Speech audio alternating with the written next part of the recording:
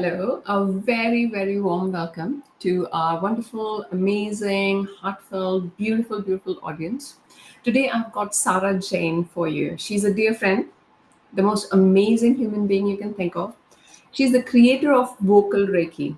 I know. This is what I thought. Vocal Reiki, what is that? We'll come to it. We'll come to it. She is the founder and presenter of Gift of Healing TV. And I had the privilege of being one of her guests. So I'm telling you, you are in for a treat. She's spectacular. She has been the voice for the mythical dragons, for the dragons and many, many mythical creatures, right?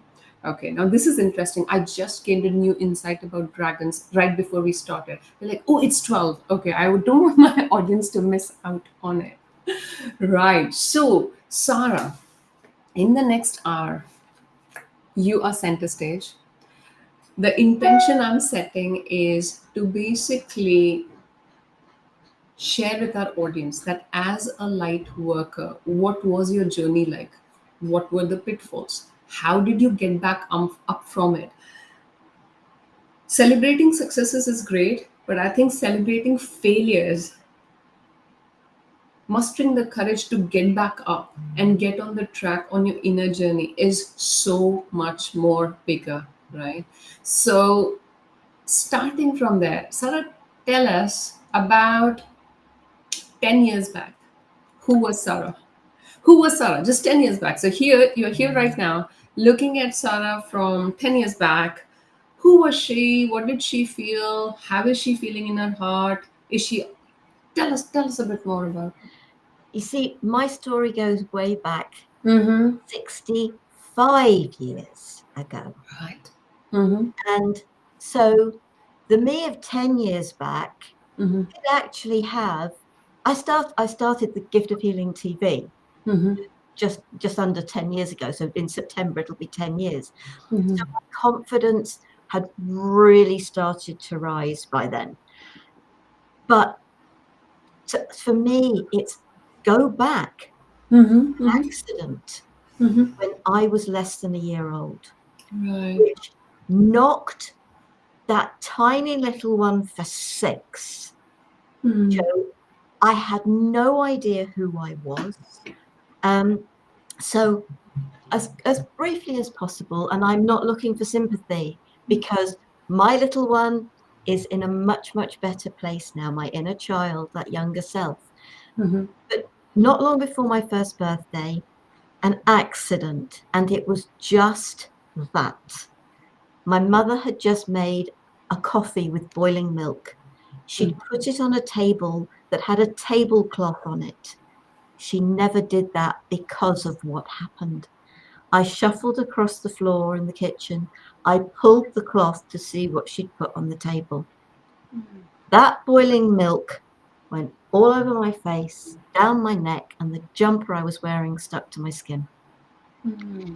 She had been training to be a nurse, Mm-hmm. so she knew to pick me up, run me under the cold tap, and very gratefully, the doctor was literally over the road.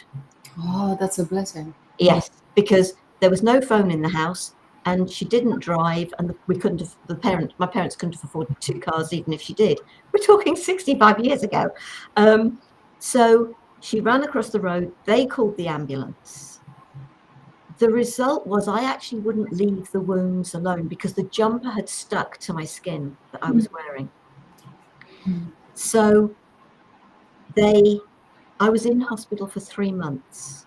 Mm-hmm. The rules of the hospital were my parents could visit for an hour every other day. My reality was I saw them for an hour once a week.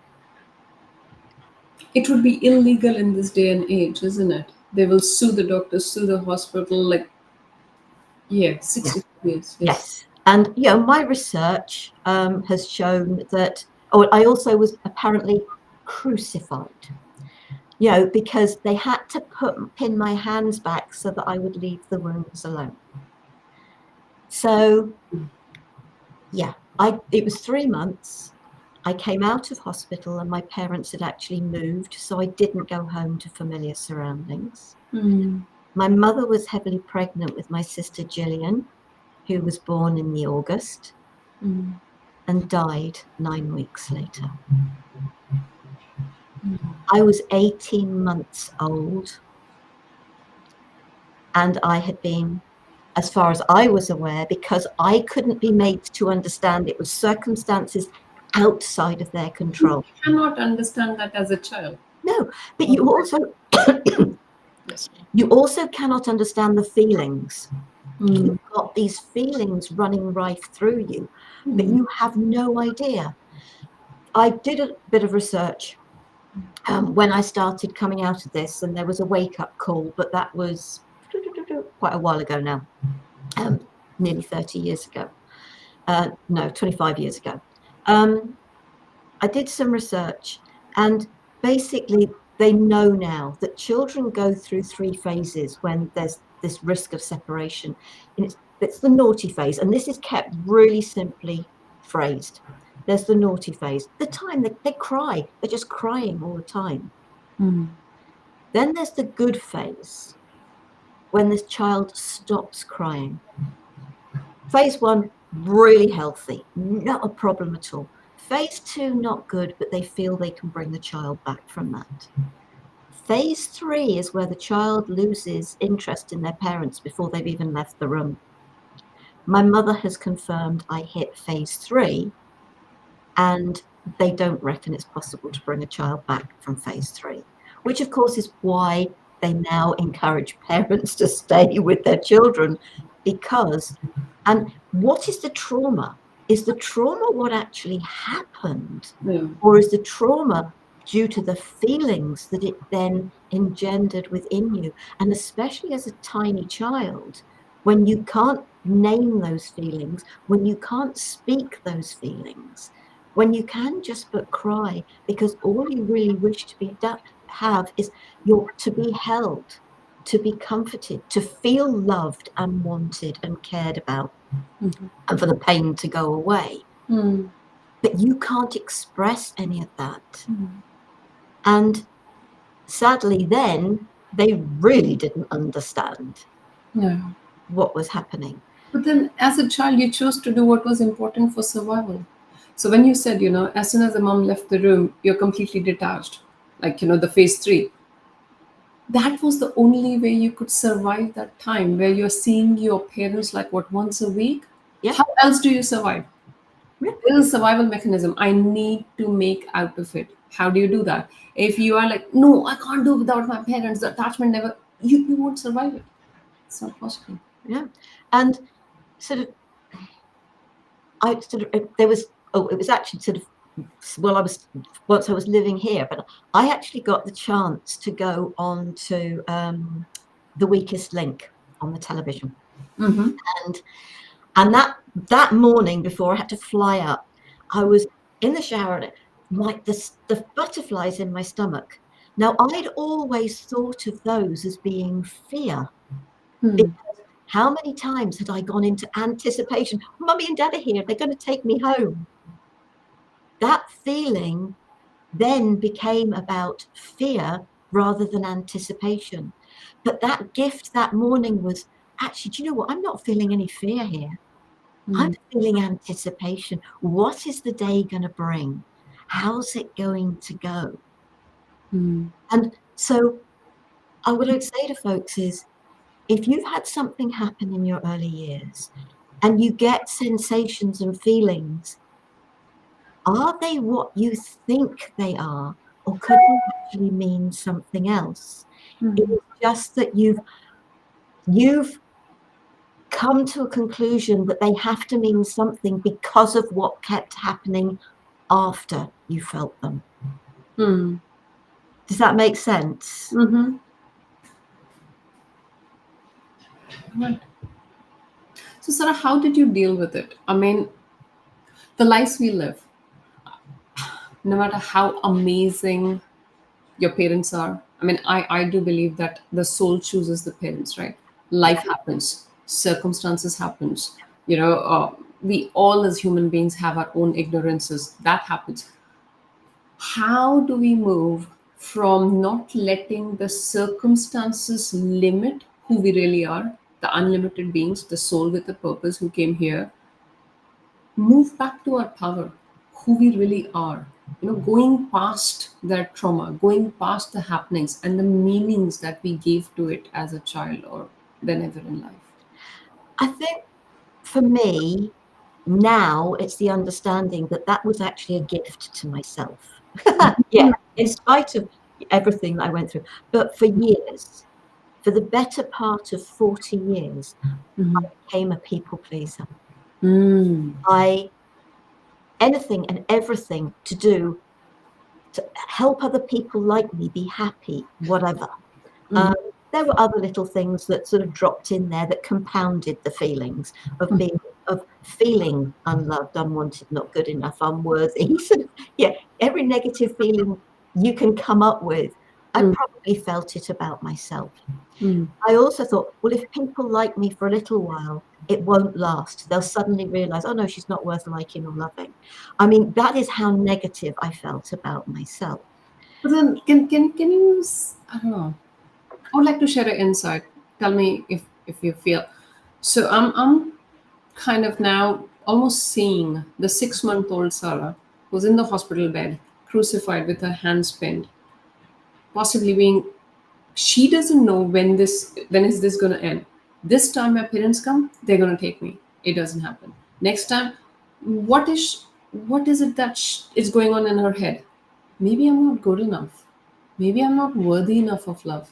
Maybe that's why this is happening to me. Maybe the problem is now this is forming the base of how we see ourselves, how we talk to ourselves, no matter what life circumstances bring. Because it's not, we are not looking at things the way they are, but with the colored glasses of our own perspective, which we formed so early on. Absolutely. But I think where children that young, Hmm. said I spent my first birthday in hospital.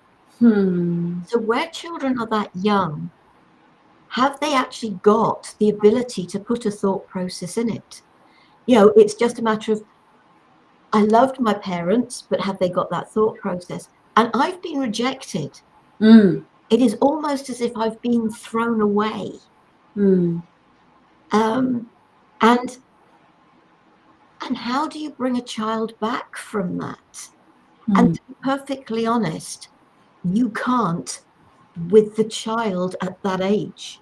I just don't see how it's possible because the child has no understanding. Think about it.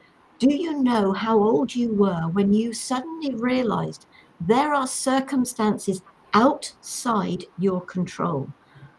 You weren't a child. That is highly unlikely. Were you a teenager? Were you in your 20s? Were you in your 30s? You know, we all come to that, oh, that sudden understanding. Do you know what? I haven't, parents make a promise to their children. We're Hmm. going to go to the beach at the weekend. Especially if you don't live near the beach, that could be a real treat. And the parents are probably looking forward to it as well. Hmm. And the car breaks down. Hmm. They can't go. It isn't because the parents don't want to take the children, Hmm. because they can't. Or suddenly a parent becomes ill. Mother or father has got to go to work. There are circumstances that can mean that this promise can't be kept. And so I think for all of us, it's think about, we have potentially as children been let down because parents have made promises they cannot guarantee to And keep. you don't have the understanding that the parents are not breaking the promise, but it's the circumstances which is Exactly. in your control. Sarah, would you tell me what you feel? I mean, yes, I get your point that maybe to a 1 year old, 2 year old, you can't give them detailed explanations. But I'm a mom to a 3 year old, and this is possibly just my understanding of it. They understand things far more than we perceive. They make sense of things. They might not always get every word you say, but they understand energy. They understand if something changes about you, if you are sad, they get it. They understand. Maybe not as young as one, but once they are two-ish, I would say. I mean, that's how I feel. So, And I really do hear what you're saying, but I said depends what how the child has got. in their own head, their own feelings, the detaching of self. Because my sister Katie was born a year after Gillian was born. They were both born in the August, but one in 59 and one in 60. Mm. Because of when Gillian's death originally was classed as a cot death, so my parents got sort of investigated until it was discovered that actually it was something the hospital had missed. She hadn't been in good health anyway, and it was something the hospital had missed. So, and she was actually at home, and she died in her cot at home. Um, so, but when Katie was born, every little whimper they went running because of what had happened with Gillian. Mm. So, Mm. as I said, other things happened that compounded those feelings. Mm. Um, Again, it was circumstances. Think about the hell my parents went through. There was this accident that sent boiling milk coffee all over me, put me in hospital. They couldn't stay with me. You know, they were moving in the process. Mum was already pregnant with Gillian, which wasn't a good pregnancy from what I'm aware. Mm. And then they got investigated when their daughter died. And it's the worst thing. It's like, my child died, I'm grieving, and I am, well, supposedly held responsible for what happened. I mean, that's heartbreaking to say the least. So there were all the emotions going through them. There were the emotions running rife through me that I couldn't name. Then another sister was born, and every little whimper, they went running. And you can understand that totally. Now you can understand that totally now, Oh, but yes. Sarah cannot. No, absolutely. The baby can't. No. So, and at the time Katie's born, she's just over 2. Hmm. Sort of, so it's a really difficult one. I'd say I went into shutdown, especially emotional shutdown. I think that's self-preservation, isn't it? If Yes, my of course it is. emotions are not being heard, I am not feeling seen, what's the point? The safest thing to do is just shut down. Yeah. That makes complete sense. Yeah. And that's when you start the people pleasing. That's one of the people pleasing they've realized is a trauma response. Hmm. And so, yeah, I have got 2 marriages behind me, and they are behind me. You know? Finally, that's important. Yeah, but it's also accepting the fact that I never ever expected relationships to last. That's interesting. Let's pause there for a moment. Okay. Why would you say that? When you say that, I never expected the relationship to last. Why would you say that? Because I was unlovable, I wasn't good enough, etc. Because the relationship with my parents ceased, as far as I was concerned, when Hmm. I was put into hospital. I Hmm. then had a relationship with my little sister Hmm. cease when she died. So they were 2 really important, right at the beginning of my life, essential relationships that ceased. Sarah, tell me, if what I'm saying makes sense to you.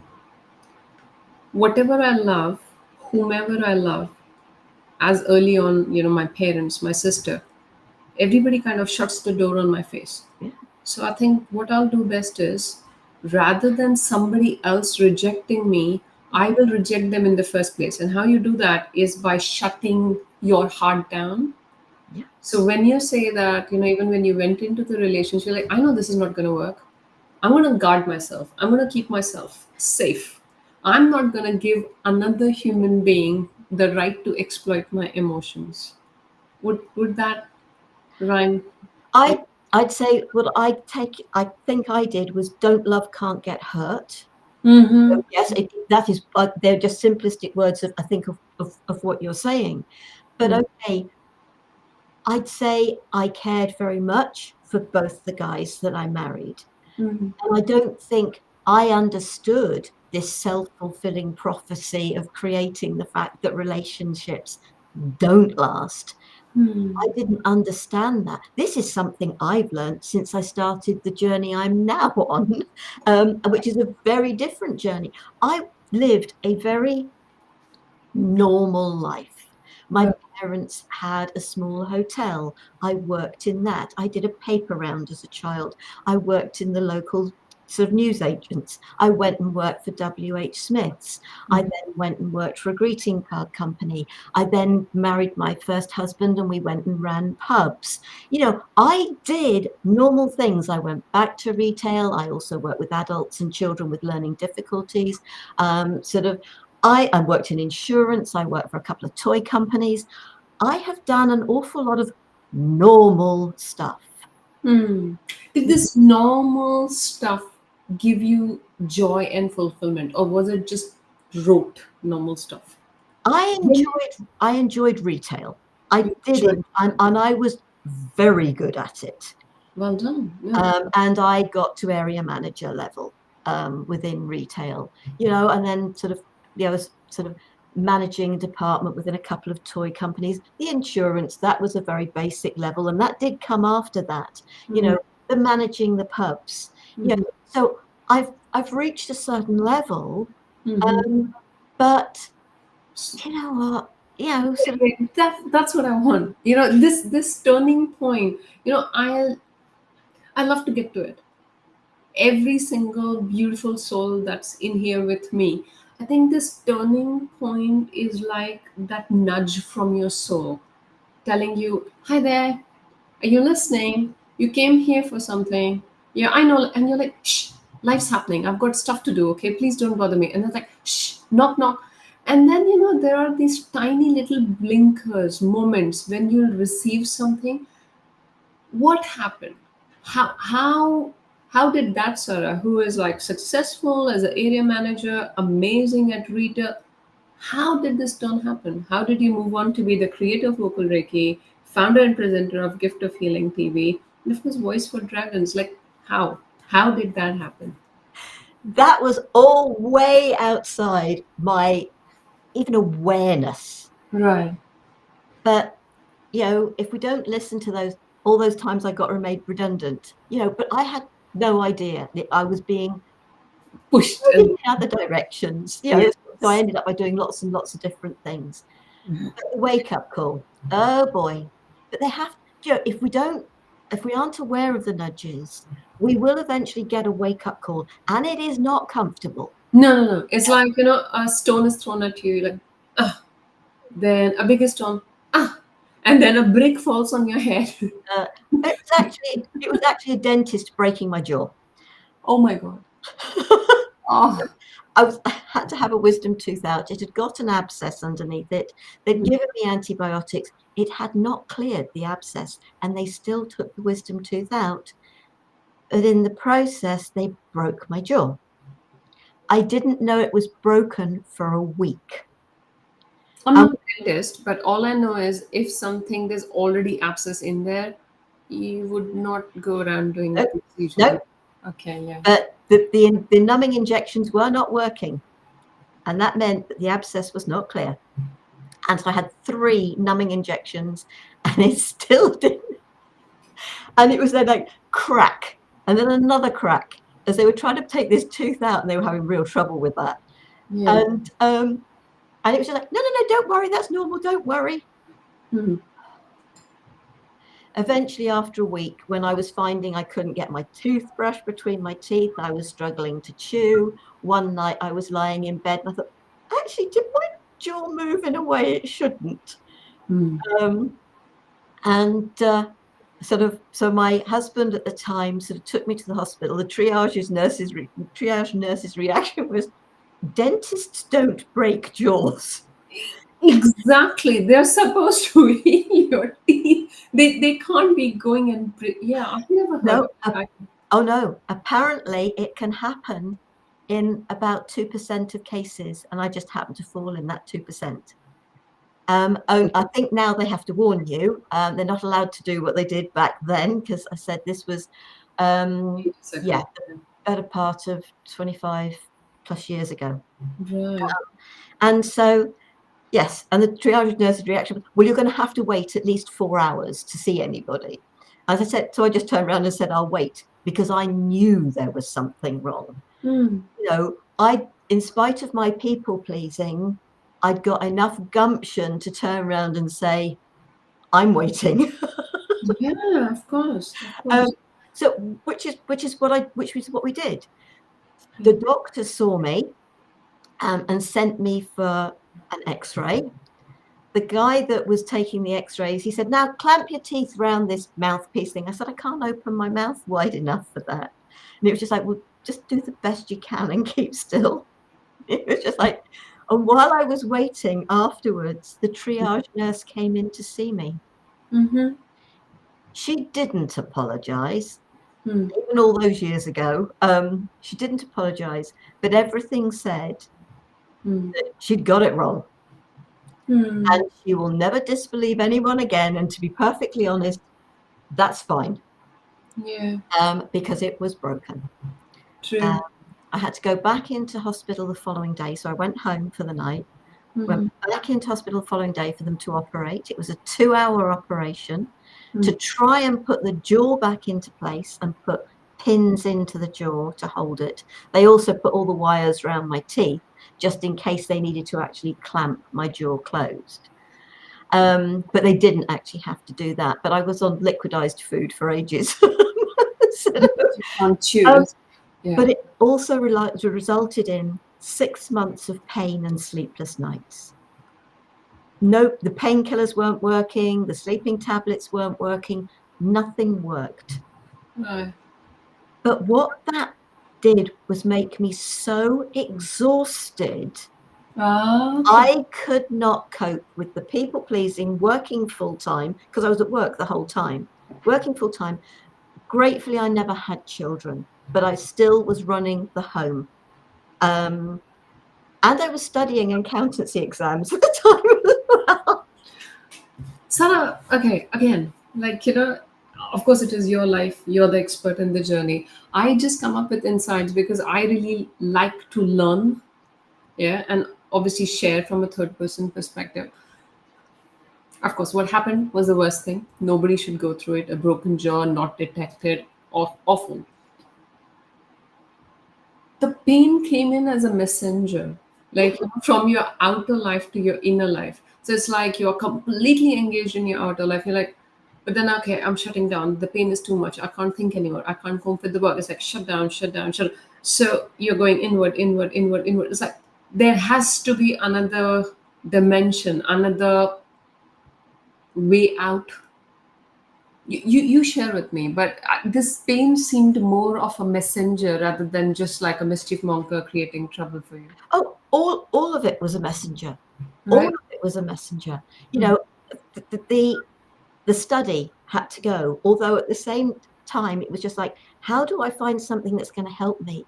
And somebody at work mentioned homeopathy and Mm. arnica and ignatia, which are brilliant for sort of shock and trauma and sort of etc. So it was just like, okay. And so there was a lovely little course starting on homeopathy.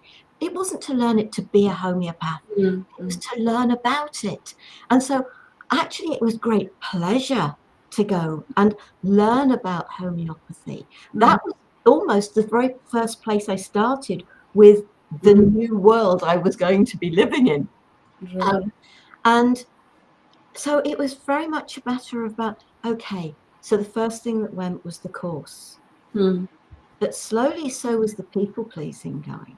Mhm. And I remember standing in the kitchen one day at home thinking, and suddenly the thought hit me, people pleasing, you're always worrying about what other people think about you. Mm. And I don't hear voices. I don't see things. I'm not one of those people. Mm. It's an awareness. But I was suddenly aware of words. And as I say, it wasn't a voice. Why am I worrying about what other people are thinking about me when they aren't? And even if they are, Well, yeah, I mean, but more to the point was everybody's got so much going on in their own lives. yeah, In some respects, I would say it now. Who the hell do I think I am to think other people are spending all their time thinking about me? I think it's just a reminder. It's like everybody's living a movie called My Life. And of course, they are the featuring person. I think that gives me great relief. It's like everybody is busy in their own lives, how much we think about, like, they're screwed. Nobody does. Yeah. Nobody does. How much time do we spend thinking about other people and what's going, and what we don't. And it was such an it was almost at that point in time, as I fully understood what that meant, it was a matter of a weight lifted off my shoulders. I could almost feel. Do you think it was like I don't know, intuitive guidance, higher calling? What was it? I don't, do you know what? I don't even try and think where these things come from. It was just like the words there. What even matters? Yes. They hit the point. Yes. They got the message across. Yes. I finished my marriage. Right. I finished my marriage. Gratefully, he didn't kick me out. I spent a couple of months in the spare bedroom, but then it really wasn't working. He was hoping I would change my mind and come back. It wasn't going to happen. I also started to realize, I asked the questions of myself, why have I been the way I've been? And, when I sort of said, I sort of researched and I got this thing about the 3 stages children go through, but I asked to go and see a psychotherapist so that I could understand my story and why I've always known what happened. Always known what happened. So I was obviously at some point told about it. It was never ever hidden. No. And I went to see a psychotherapist, and I was in the process then of moving because, at the same time as breaking up my marriage, we also got told that the company I was working for was being taken over. Okay. But you know what? Seriously, I almost saw this all as a real gift. It helped me to start taking back control of my life. Yeah. It's like how we look at things from the outer world perspective and from our inner life is completely different. It's like if we are just looking from, oh my god, the marriage is breaking down, oh my god, the job is going away, so on the surface it's like everything is falling apart, but for what? Because this is like, I'm a very visual person, so when people have this realization of who they really are, it's like you are this golden statue which has been covered by cement for forever. Like you forgot, everybody forgot anything else exists. And now here, like, everything that you mentioned, the dentist, the broken jaw, the broken marriage. So it's like, the hammer is going, breaking away all that cement. So on the surface, we are just feeling everything's breaking down. But what's really happening is the golden statue that you really are, the inner light, the inner diamond that's coming to the fore. Yeah, that's beautiful. But there's also a quote, and I think it was said by Neil Donald Walsh, the author of Conversations with God, Yeah, which has been phenomenal for supporting me. And the quote is, perhaps when everything is falling apart, it is actually falling together. It could not have been, I mean, everything I said, it kind of brings it all together in one sentence. Absolutely. And so I ended up by moving down to Bournemouth, where I am now, from Northampton, because I took a secondment with the new company to support the information being transferred from there, because I was working in insurance at the time, support the information being transferred from our systems to their systems. And then I could have stayed with the company, although that really wasn't what I wanted to do at all. And I then took redundancy. So they'd all but moved me down to Bournemouth without realizing it. They'd covered all these costs without, because it was, but I was put in a flat in Bournemouth for 6 months, everything paid with an increase in salary as well. It was absolutely amazing. But I'd had the confidence, somehow, as I said, I don't know how I realized that all this was a gift. Mm-hmm. But I did. And so if your life appears to be falling to pieces, Mm-hmm. think about, could there actually be a much deeper, more meaningful reason to it? There always is. Yes, there is. Always is. Yes. You listen to stories from so many of the people like Neil Donald Walsh and Mariana Williamson, and there are so many people out there. They share their story of their life falling to pieces, Yes. losing everything. I think Neil Donald Walsh lived on the streets for a while. And some people have horrendously bad health where they can't move. But somehow they pull everything back together. When you say that, again, the same picture keeps coming to me, the golden statue with the thick layers of cement on it. So again, like, when you mentioned living on all these circumstances, like, so while the process is happening, it's like, oh my God, that's it, the whole world's going to collapse. And then slowly, slowly, slowly, slowly, when all that is off, what emerges, you're like, oh my God, this was always in there and I didn't even know. So, that's fine. But they also say, and I hear this so often, it is about unlearning everything we've learned about ourselves so Yes. that we can, or we've been told about ourselves. Because at the end of the day, we've listened to what other people have said. And all it takes, and sadly, for too many children, they hear their name and it's stop doing that. And there seems to be an awful lot of anger with the use of their name. There's an awful lot of love. I'm not saying there isn't, but we're very good as humans to remember the negative. And the reason I've mentioned name is because that will come into it. Because one of the things I also did, because of how I felt as a young child, and I think I'd gone from my first school, I'd gone to a brand new school. Mm-hmm. I was Jane as a baby. I was christened Sara Jane, no hyphen, but I was called by my middle name. And so at my first school, I was Jane. But when I went to my second school, nobody knew me in that area. I told everyone I was called Sarah. So that is why I tend to go, it's about honoring the whole of me. The majority of people actually still call me Sarah. That's fine. I could not go back to Jane. It would mean rejecting all those years of being Sarah. It's not about rejection. It's about honoring the whole of who I am. True. Very true. And that is the important thing, because I changed my name. And that was the thing when I was walking across the heath one day, where my little house I bought when I first moved to Bournemouth. And I was talking to Jane. So I've really connected with my little one, my inner child, talking to her. And suddenly, again, it was like that light bulb went on. The only person who ever rejected me had been me when I changed my name. True. Very true.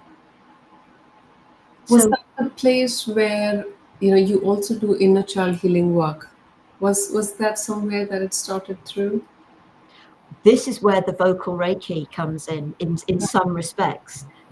When I moved, What is vocal Reiki? okay, yeah, if I explain how we get to that point. Yeah. When I moved here, and I remember sitting on the top of the stairs in my little house, Yeah. thinking, what can I do for me? I Okay. knew there was work, having had this 10 months with the psychotherapist who'd said, you've achieved in 10 months what most people can't achieve in 2 years. But it was my mindset that I went in with. I think that makes a huge difference. I can't learn massage because I can't well, I can learn it, but I can't massage myself.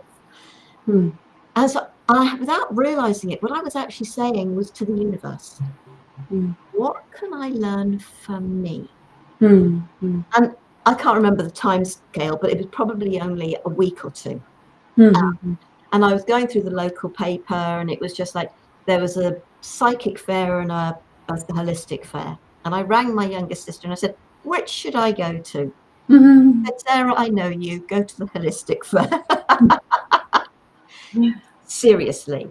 Mm. I walked through the door. Mm. The very first person I Mm. walked through, she was a lady called Angie. Mm. She was sharing information about a technique called metamorphic technique Mm-hmm. and an angel day. Mm. And I got talking to her. Mm. The lady who was her Reiki master Mm. taught her metamorphic technique and was running the angel day.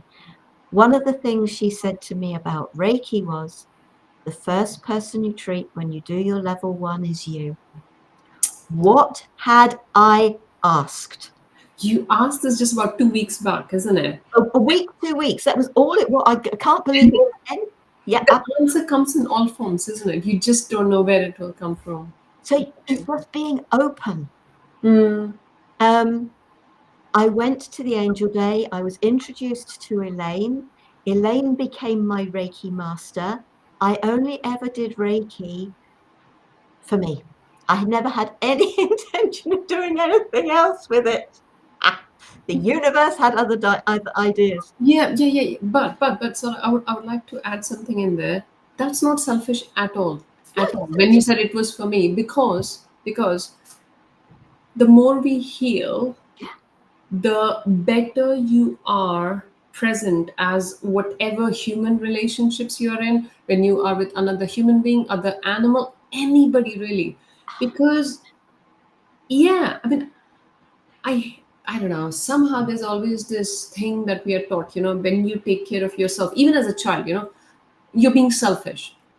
No, you're not. If you do not take care of yourself, so no, I don't know if you have told yourself that or not, but I would want to mention I'm feeling ecstatically proud of you right now.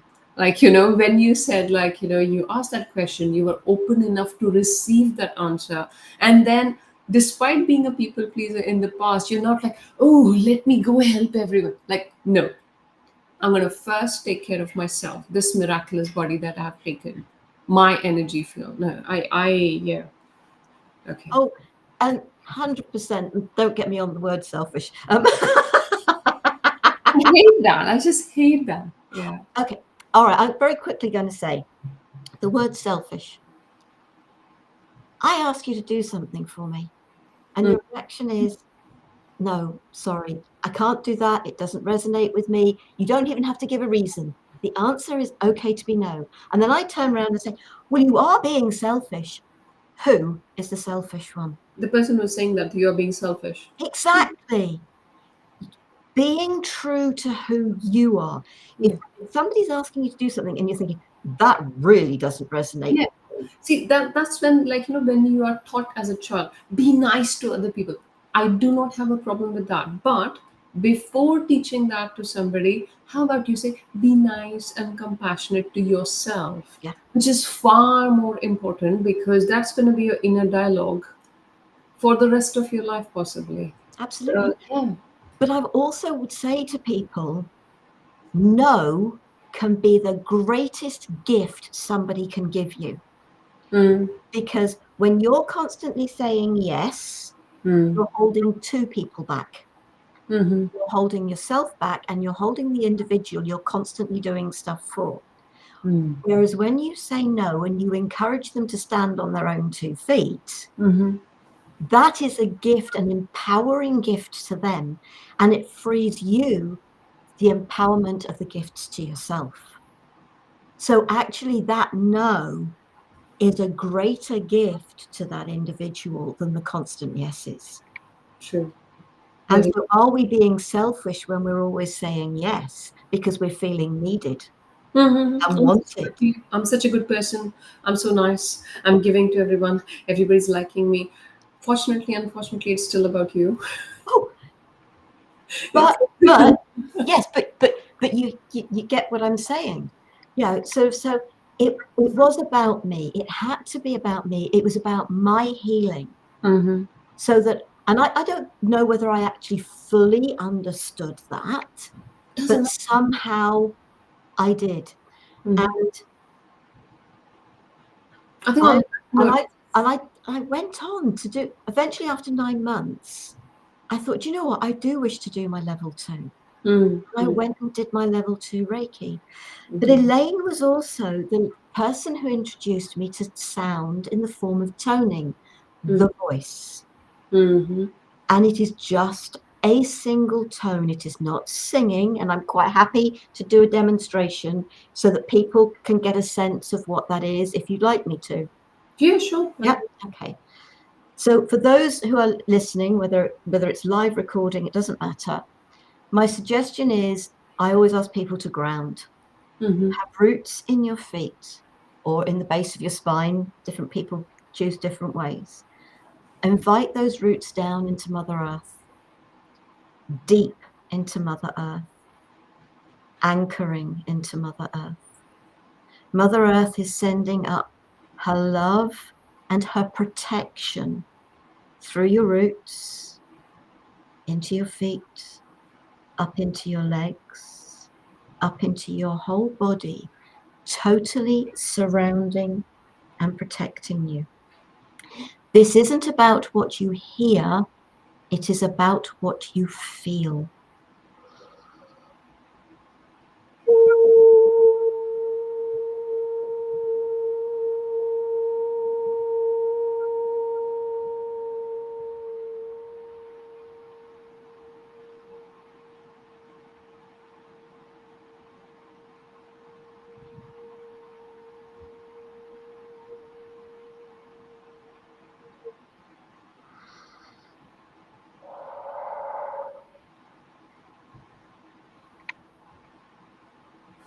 That was beautiful. That was beautiful.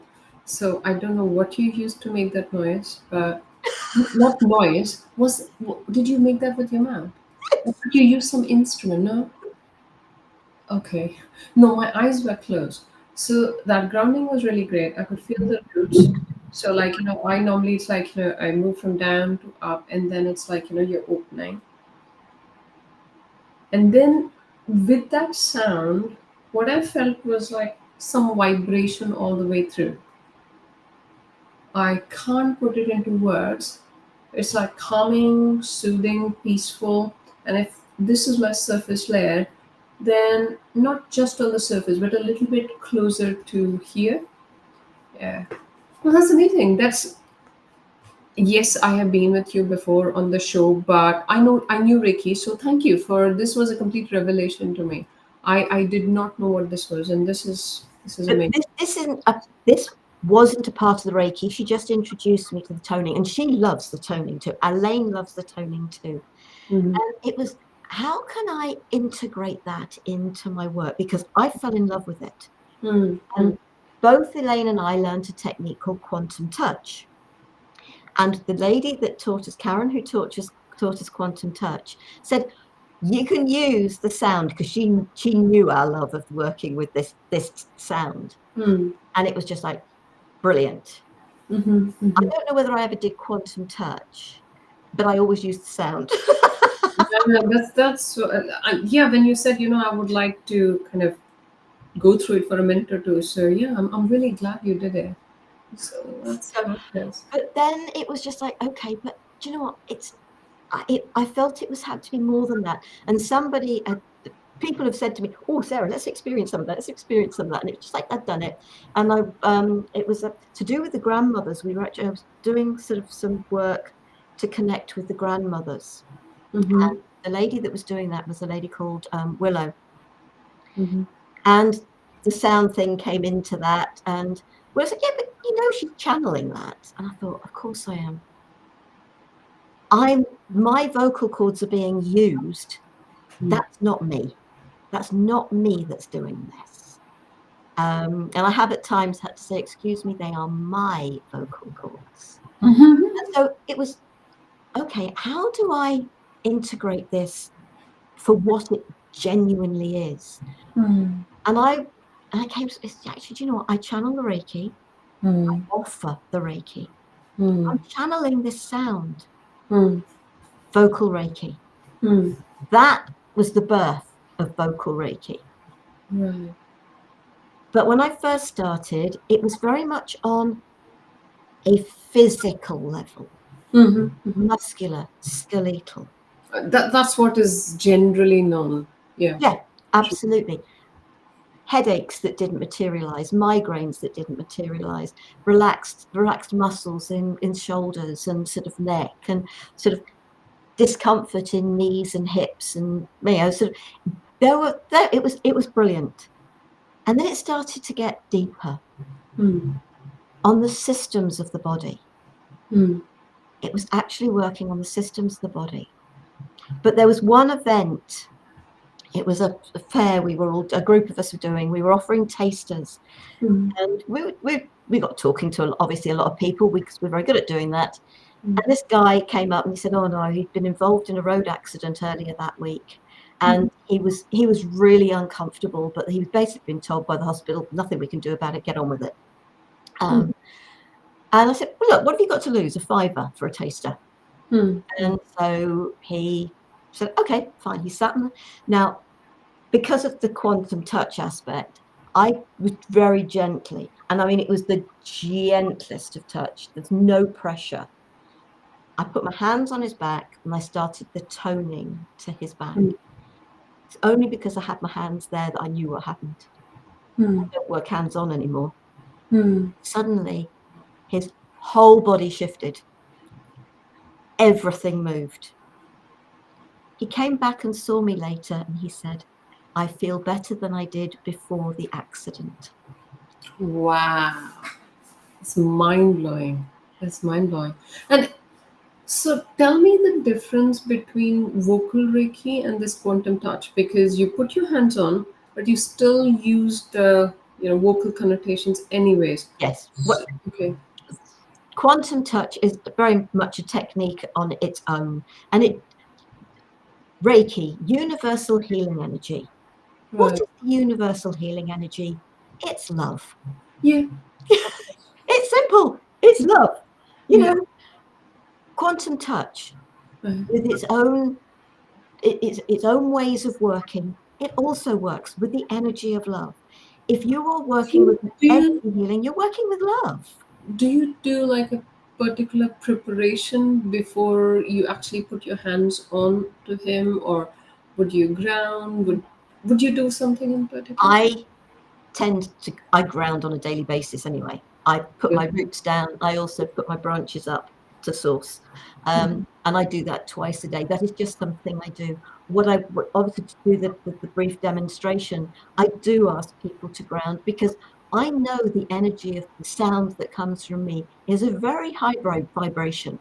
I can vouch for it because yeah, totally, totally. And so encouraging people to ground, but it's also about saying to people, and I always do this, it isn't about what you hear, it's Mm. about what you feel.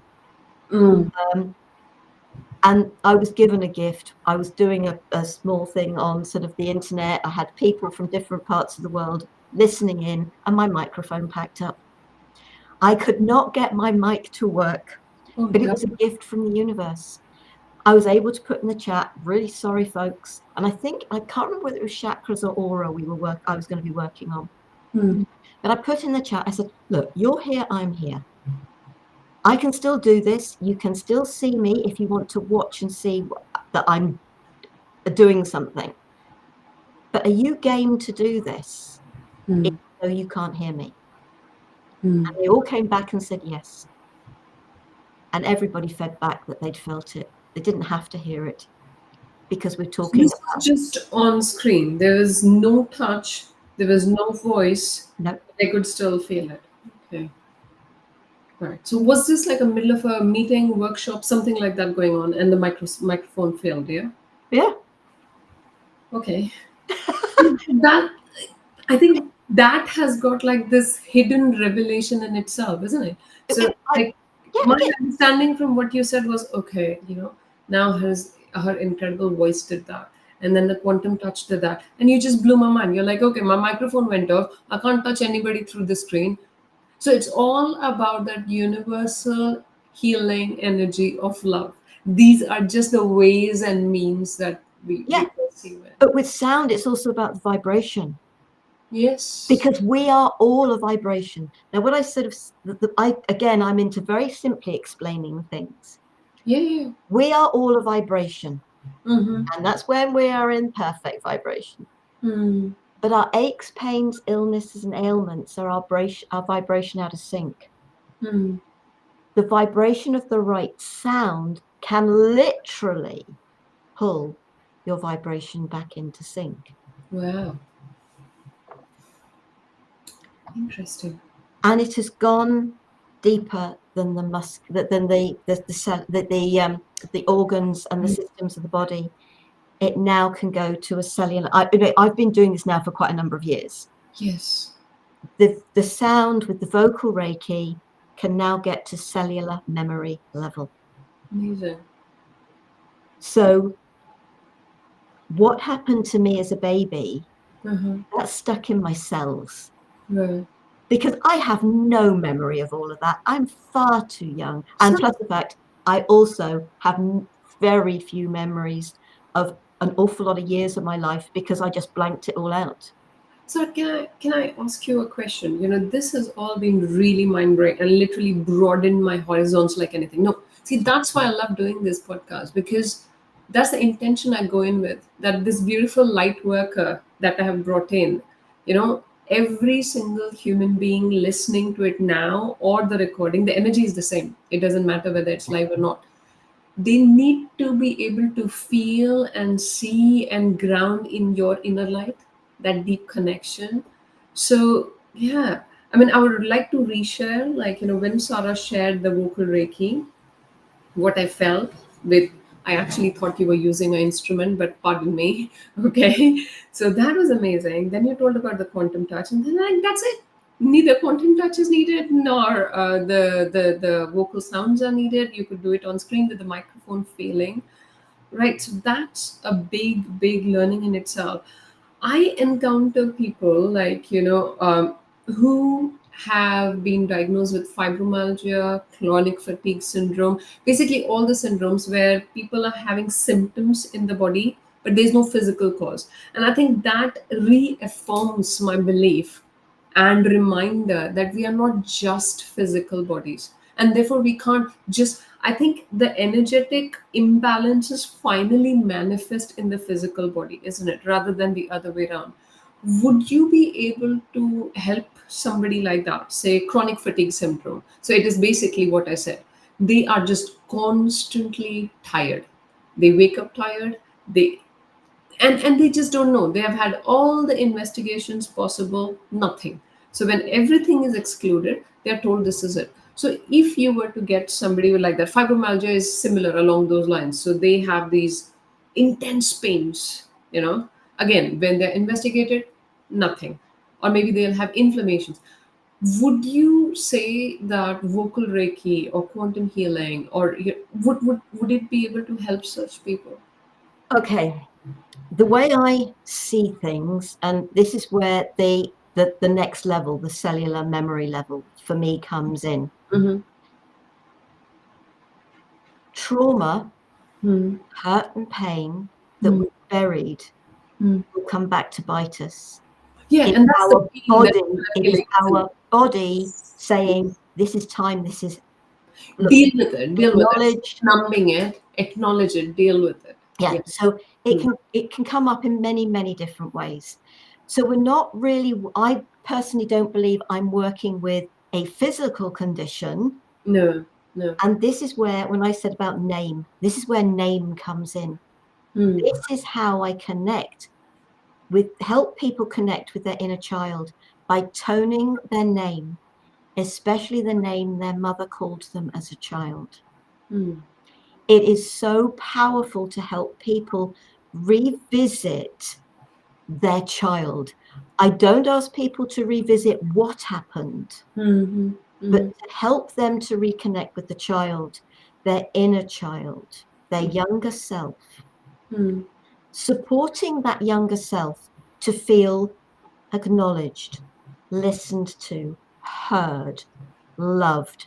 And sometimes it can take a bit of time to do because the child doesn't trust, understandably. Hmm. But that's what the vocal Reiki with the level I now work at. I can work on the physical level. Yes, I can. And sometimes people's reaction is, can we work on the physical? We usually end up at the cellular. See, when you've dealt with the energetics, the pain is like, the same thing. It's knocking on the door. Hello, listen to me. I've got a message. I've got a message. I've got a message. So once you've dealt with it on the energetic level, inevitably it will show in the physical body. I think what we've got to realize is, and I'm a great believer. I know before we were talking about the fact that we make choices before we come here. Yes. I cannot take those choices away from you, and I'm not the one healing you. I offer a tool, an instrument that your higher self, your body can say, absolutely, yes, please, I wish that. But it can also turn around and say, no, I'm not having it. It is a choice for within your being, not me, to say, here, have this, I'm giving it to you, you've got to take it. It's here, I'm a bit confused. I'm offering you. So just as an example, the conditions I mentioned, so like chronic fatigue, fibromyalgia, things along those lines,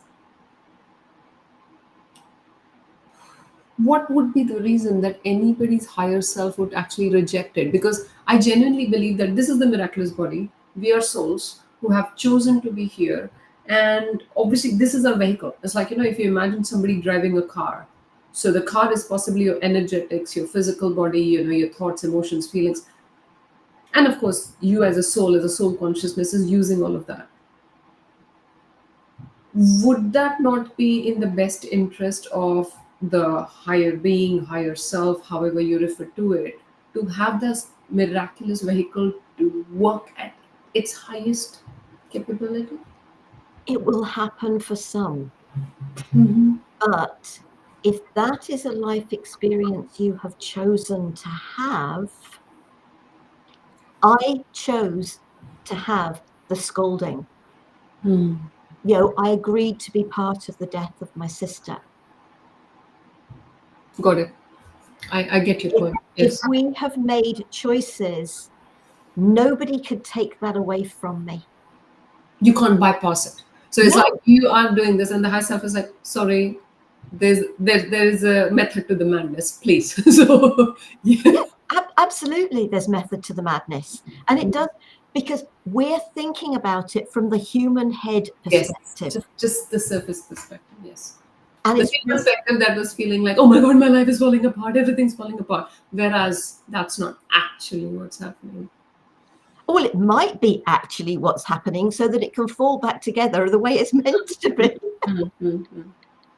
No, that's so true.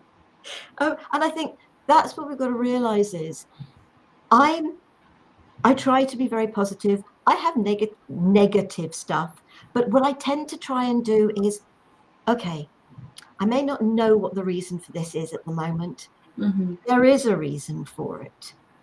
And so we can get through these things so much better if we don't live in the constantly nagging at the negative. It's just like, try and let go as best you can. Try and keep your thought. Oh, the sun's shining this morning. Oh, we've got snow on the ground. Isn't that brilliant? Whatever it is, look at the gifts we're being given. Yes. Excuse me. Cosmo, no, I'm sorry, I've got my niece's dog with me. That's all right. We can look at him as well if he wants to come on. No, I'm not going to pick him up. No, otherwise it will be. He's just decided that he's going to come and say hello to me. So I don't know why. But I think, thank you, Cosmo. So I think what we've got to it's up to us to choose how we live our lives. And we can come from the negative or we can come from a more positive. It doesn't stop the negative from being there. It's just how we interact with it. No, that's true. I would just like to literally just pinpoint that, because that was like this for me. Because things happen. When you're in the moment, you can't like go out and look at the full perspective of things. So when things are, oh my god, I'm that person. why this? Not from very long back. I'll be like cribbing and cursing the situation. It's recent past where I'm like, triggers, obstacles, challenges are my friends. They are not my enemies, they are my friends. They have come to tell me, okay, Ruchi, fine, this is weak, this needs to be worked upon.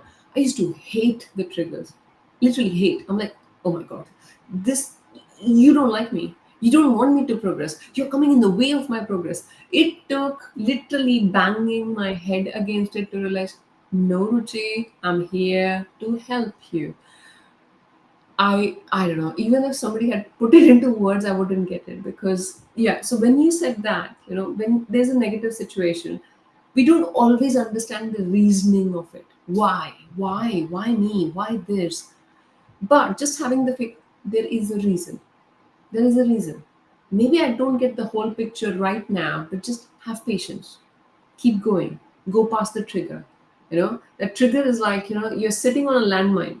So maybe if this person came and pressed the button, if didn't explode it, the next one will.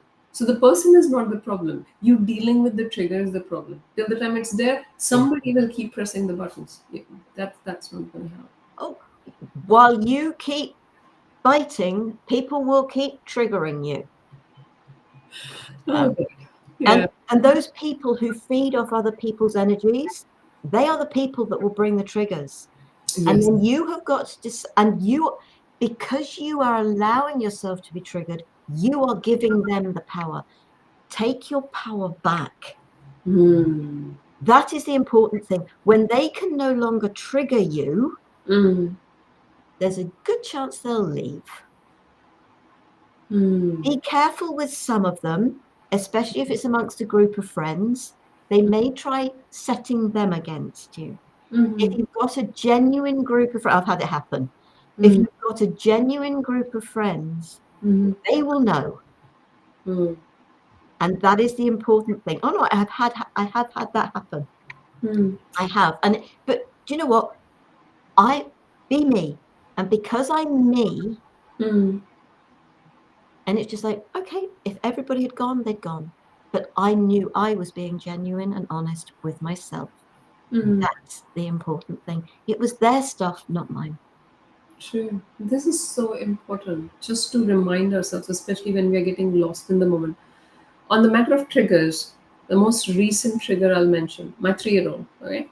So he's decided to say, I love mama. No, sorry. I love papa. I do not love mama. He'll come and say that to my face. Okay. So once I'm like, it's okay. It doesn't matter. And the next minute, once he's with his dad, I'm sitting in the bathroom and I'm crying. I'm crying. So normally, I would just be there and like, oh my God, victim me, poor me. I chose another perspective. I was like, let me sit with this emotion. This emotion, this trigger has come to tell me something. What is it telling me? For me, at least, I have to sit in the discomfort of that emotion. If I use shut it and run away, okay, fine, fine, fine. What came up was rejection. I felt rejected in that moment. Like, that was the biggest learning for me, not running away, being there. Like pain we talked about, that emotion is again there to what is coming up, what is creeping up, the strong emotion I'm feeling, the tears that are coming. Maybe that's just the surface. What's beneath it? What's coming? And in the recent past, a whole lot of triggers have been about this. When I dig deep, it's fear of rejection. Fear of rejection is coming from different ways. I'm like, okay, this needs to be dealt with. Because previously my comfort zone was this. Now it's become this. But obviously you still butt heads because you need to go beyond for any magic, any growth, any healing to happen. So I chose another route.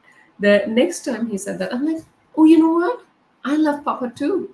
You love Papa. I love Papa. That is so amazing. He looks at me. I'm like, she's so boring. Look. Now he doesn't say that because there's no fun to it. It's like she doesn't react. What's the fun in saying Exactly.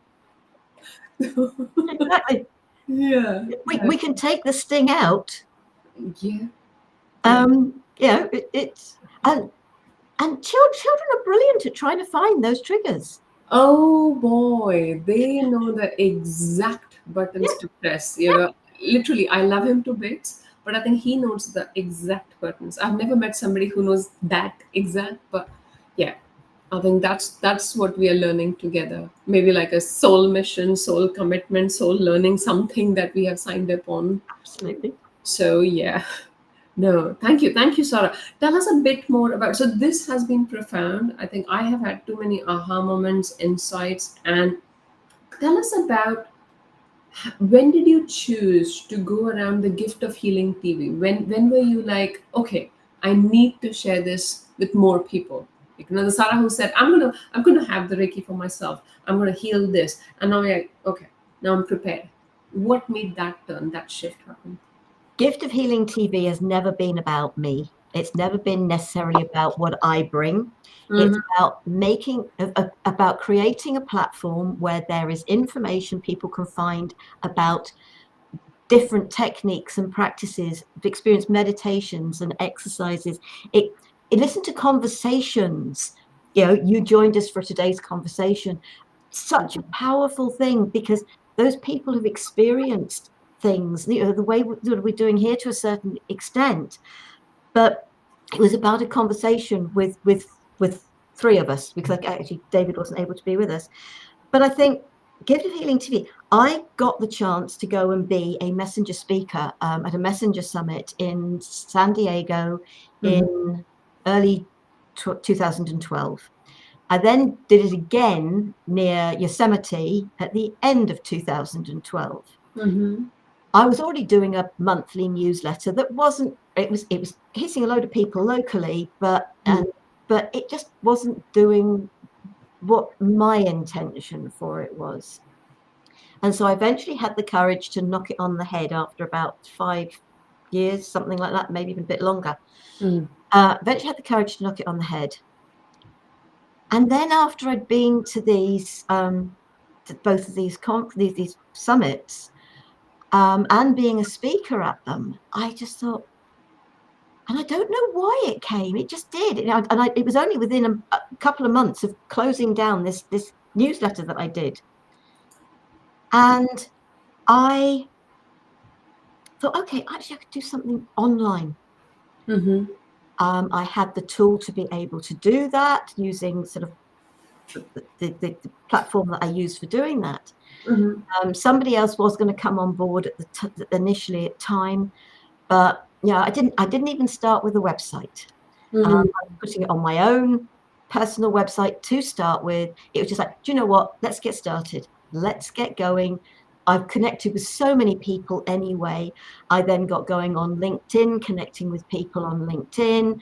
I I, I don't use social media for anything other than sharing. It doesn't That's affect where my we met. social And life. I think it was such a pleasure and honor to be on today's conversation, sharing the, place, sharing the beautiful space with you and with Scott. So yeah, I mean, I'm pretty sure it was amazing for the audience, but it was a beautiful experience for myself. Yeah, that's beautiful. Like, I would really, so in the description, all the details for Gift of Healing TV are there. You can search it. And as she rightly said, I have explored it myself. The beautiful conversations in there, a lot of beautiful upcoming ones as well. So please feel free to explore that. Last but not the least, this is, I think, more for me. The being the voice for the dragons. Now tell me a bit more about that. How did that happen? So I understand the journey of Jane from being the, super successful retailer, all the surface life crumbling, the true you coming out, vocal Reiki, gift of healing TV. And I that example was profound of that gentleman when you said, like, post accident, he's like, I'm feeling better than before the accident. I think that's a power statement in itself. Where did this come into play? The dragons, being a voice of dragons, mythical creatures. How did that happen? I think it's understanding the fact, and it had to slowly come to me that I channel Reiki, I channel toning, Mm-hmm. and something had kept coming up about mythical beings. Mm-hmm. And it's just like, okay, I've got loads of oracle cards, Mm-hmm. angels, and various other things. But what happens if one of the mythical beings, what is the message? And I tried looking it up, and I couldn't find anywhere that there was a reason that the werewolf might appear to you, and that, you know, a friend. Trust me, all the mythical beings are our friends. It's their myth and legend that's been distorted to create fear. I Yeah. have no problems connecting with whoever wishes Mhm. to come through, and that definitely includes the dragons. Can I ask, how do you connect? Like, how you It just happens. It's the same when I'm finding myself speaking light language or I'm doing the toning. I just open my mouth and it comes out. So I just trust it. Although initially I had to sit with pen and paper and I wasn't able to sit at the computer, but now I record it. I don't write it. Um, I record it, so it's a live recording now. But Mhm. I was thinking, why? And I remember being in the car and thinking, how do I, yeah, how do I find this information out? And again, I said, I don't hear voices, I don't see things, but suddenly the words were in my head. You're doing it. It was just like, what? Mhm. So I got a couple of books that gave me the myths and legends of the mythical beings. Mhm. Because what I found initially was reading the myth and legend would give me a word that would spark the message Okay. that would come through. Mhm. Um, and dragons were definitely one of those. And the dragons sort of very much shared that we all have a guardian dragon. We actually have more than one, but we all have a guardian dragon. Mhm. And part of their message was, because I'd been asked by all the mythical beings, do not share our myth and legend. They've been distorted. Too many of them have been distorted to Mhm. create fear. So I honor that. Mhm. But the dragons said, there is an aspect of our myth and legend that is true. Mhm. We do guard over a treasure. Mhm. You are your dragon's treasure. That's that's so mesmerizing. I mean, we all see that dragon with that little, chest that it's treasure chest that it's trying to safeguard. But no, that's not it. You are the treasure. I think the whole healing is all about, like, we came here whole, complete, resourceful, the soul's choice, soul's plan, and then stuff happened. Yeah, All of healing is about, okay, all the crap that happened in between, all the meaning, all the trauma, all the limiting beliefs, and maybe it was a part of the soul contract. I don't know. It's like you coming back to yourself, what you are really meant to. Now, under if somebody feels, okay, now that's it, if you do that, life's smooth, there's no challenges, there's no, it's completely the opposite. And now it's like, wow, finally you have listened to me. Okay. So it's like, maybe, your lifelong mission, your soul consciousness, yes, they're rejoicing, now you've listened to me. And now everything that was undealt with, everything that you had put under the carpet, slowly and steadily, it keeps coming up. So yeah, no, it's not like you're suddenly, okay, that's it, no obstacles, no problems, all sorted for life. No, that doesn't happen. I think it's very much a matter of realizing that, certainly for me and for so many people, Mm-hmm. my journey to get to the point of the wake up call, Mm. which for me was the start of my healing journey. And the start of my healing journey eventually led me to, is it the whole of my life purpose? Mm. What I would say to everybody is, your life purpose doesn't have to be grand. It could be the kind word you say to a Mm. sales assistant, to somebody on the street. Sort of it. It's an unfolding in process, isn't it? Like, it that idea, like, I'm going to wake up in the morning and there's going to be this revelation. No, it's the gentle unfolding. There might be detours, if they help you growing. But yeah, I had that idea at one point. Like, that's it. I'm going to wake up this morning and it's going to pop out of my head. So, no. But I think what we've got to realize in life is like a clockwork mechanism. Mm. The tiniest little cogs are essential for the working of that mechanism. If that cog so our street cleaners, our porters in hospital, all the people that people may think, oh, their job's not That Their alone, job is absolutely essential. You take that cog out of the mechanism, it and would. the system stops working. True, very true. So every single person, every single job, we require from every single level. Yeah, the person who unpacks all the stuff that delivered into a shop, to the person who puts it on the shelves, to the person who is actually there to sell it, to every single aspect in every single job, sort of everything, even to the post boy who goes around sort of taking all the post from people's sort of desks in a business. Mm. Everybody is essential. It falls to pieces without. So if your job is to be that person that goes around and collects all the post that's got to go down, to go out to the customers, that is essential wrong.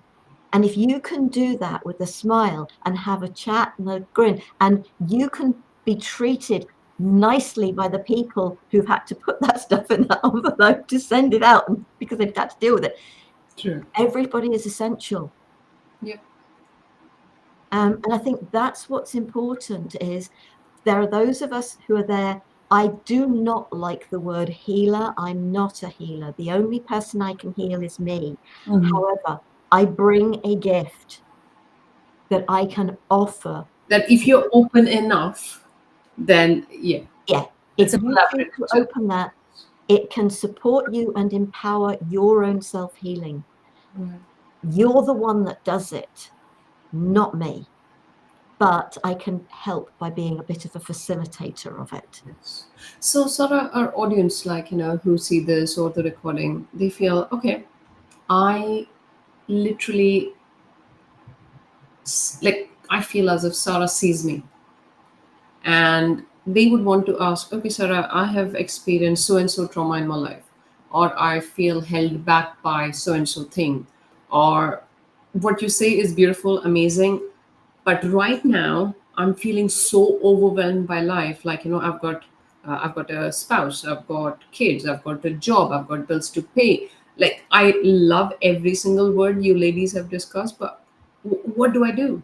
What would be that first tiny step? Because I'm really saying, like, I have been to podcasts. I am a big podcast lover, and that's the whole intention. The light, the motivation, the guidance I've received from the podcasts I've listened to over the past few months to a few years has been profound in my very challenging moments. What I really want to convey here is, please don't okay, these people have their lives sorted. No, no, we don't. Shit happens in everybody's lives, okay? What I'm saying is, the thing is, wherever you are, everything we are saying is real, is possible. What is your next small step? Focus on that. A journey of 1,000 steps starts with one. So, Sarah, tell us that, that person who's feeling like, this is all amazing, what do I do now? What would you say?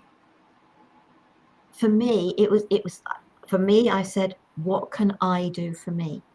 Okay. Okay, what can you do to support yourself? Even if that means finding someone to go and have a massage with once a month, or an Indian head massage, or a Reiki session, or a reflexology, or you make a point of going if you've got a woodland or a nice park or something locally, you make a point of getting, even if it's only half an hour. And if you can do that on a daily basis, seriously, when I was working in insurance, I was working in an office.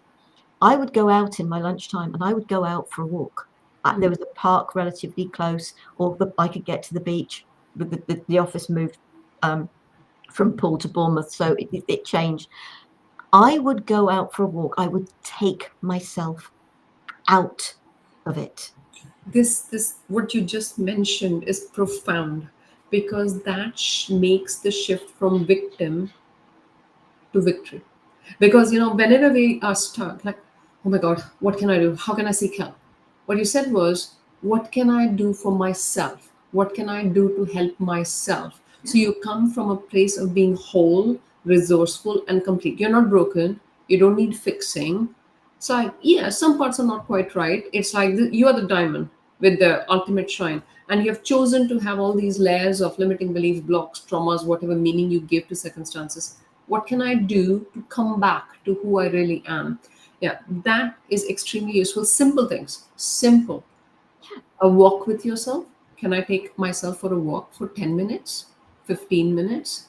Be with myself, be with myself rather than being like, we live in this world where completely on 5 minutes and we can't keep our hands off our phone. So just a few minutes to look inward rather than outward. And then you mentioned reflexology, just a good massage once a month, Indian head massage. So there's lots of options. And the first step is about tiniest possible thing you can do, but that gives you immense courage that yes, I've done this. And then if you just keep making that 10 minutes a day time for yourself, reconnecting with yourself, simple things, journaling, maybe being by yourself on that 15-minute walk, being self aware. Being self aware is a superpower. What's happening? A thought comes in, an emotion comes in. Rather than being completely swept away by that thought or emotion, being the observer, okay, what is it here to convey? It won't happen in a minute or two, but if you keep at it, you keep at it, the more self-aware you become, the more open you are to any guidance that you receive from your intuition, higher self, whatever you want to name it, really. Because yes, Sarah would agree that we are not just physical bodies, we are souls who have come here, and each of us has a unique journey. Yeah. So if you look up to somebody, you look up to them because they are being the best version of themselves. You don't need to copy them, emulate them. Oh, definitely not. You be the best version of who you are. Take 10 minutes a day to keep reconnecting with yourself. Dig deeper. Dig deeper. This amazing, miraculous vehicle that you are. Dig deeper. You chose this particular vehicle because it is aligned to your life purpose. There has to be spectacular, miraculous powers rather than just the surface negativity. Oh, this is not working my way. Dig deeper, just go deeper. No, that's absolute amazing, spot on advice, Sarah, because just the simple tiny steps that you mentioned about. Sarah, I have mentioned everything in the description, like if they want to work with you, how can they get in touch with you, any upcoming workshops, anything that you would want to share with our audience if they are. Seriously, everything is on the website. Everything is there. I'm not a great one for going into sales pitches. The other thing I would say is I make suggestions. I don't actually give advice. This doesn't like that, because if somebody say any advice, nobody wants to take advice, not even the person who actually gave the advice. So No. But the other thought that comes to me is one of the things I do when I get up in the morning is I open the curtain and I look out, and it's a good morning to the morning. What are you grateful for? yes, If you start your morning with an aspect of gratitude and you finish, at night, I look out. Can I see the moon? Can I see the stars? It's because I love looking out at the moon and the stars. yes. It's okay, at the moment we've got that amazing orange glow in the sky at Right. 10 o'clock at night, where the sun's gone down, but you've still got that orange glow in the sky, and it's beautiful. And in the morning, sort of as this, at certain times of the year, the sun's in the right place from the right window, and you're watching that sort of sun and the glow and the reds in the clouds, and it's what is there to be grateful for? So being happy, choosing gratitude in the moment rather than when I achieve this, when I become that, when I do that, then I'll be happy. That's a recipe for misery and a miserable life. Yeah. That's so true. That's so true. Sarah, it was such an honor and pleasure to have you. I have no doubt that amazing insights come through because, as I said, I've summarized it again. I was like, boom, boom, boom. I was going like, yeah, okay, this is amazing. I might get back in touch with you because I do want to explore the galactics and the others with you as well. So just to be continued. We might get one again, but today has been absolutely amazing. Thank you for giving us your time. Oh, It's pleasure. been an honor. Thank you so much, Ruchi. It's been a real pleasure. Thank you so much. All right. Thank you so much to each and every one of you for taking the time out for yourself. Okay. This time, when you listen to a conversation like this, it's like soul food. It's when you spend time with yourself, when you listen to what's being heard. So congratulate yourself for making this time for yourself. Okay. You've got what it takes. You are your biggest asset. Keep remembering to invest in yourself. And if nobody told you today yet, I would remind you, you're amazing, you're spectacular, you're awesome, you're loved, you've got what it takes. You have got what it takes. See you very soon.